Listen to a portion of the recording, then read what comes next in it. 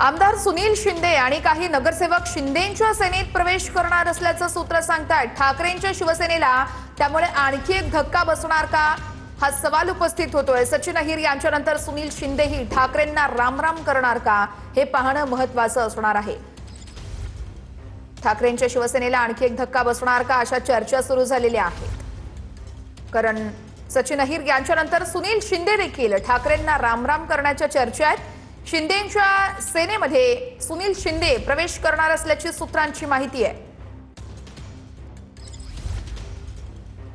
या संदर्भातले अपडेट देत आहेत गिरीश गायकवाड, आमचे प्रतिनिधी। गिरीश, सचिन अहिर यांच्यानंतर आता सुनील शिंदेही शिंदेंच्या सेनेत जाणार असल्याचं कळतंय। काय घडतायत पडद्यामागे या सगळ्या घडामोडी?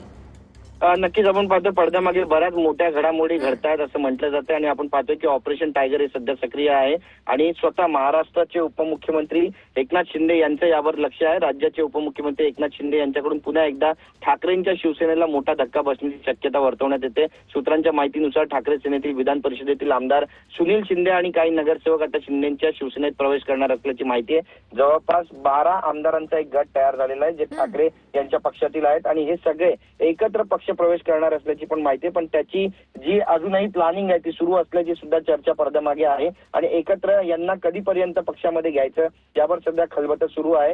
मात्र योग्य वेळ पाहून हे सगळे 12 जे आमदार आहेत ते शिवसेनेमध्ये अधिकृतरित्या पक्ष प्रवेश करणार असल्याची माहिती आहे। त्यामुळे हा एक मोठा धक्का जो आहे तो ठाकरेंच्या शिवसेनेला बसेल अशी शक्यता वर्तवण्यात येते। यातून आता ठाकरेंचा पक्ष कशा पद्धतीनं आपली बाजू मांडणार आहे किंवा सावरणार आहे किंवा या डॅमेज कंट्रोल करण्यासाठी काही प्लॅनिंग करणार आहे का, हे सुद्धा पाहणं तितकंच महत्त्वाचं ठरणार आहे।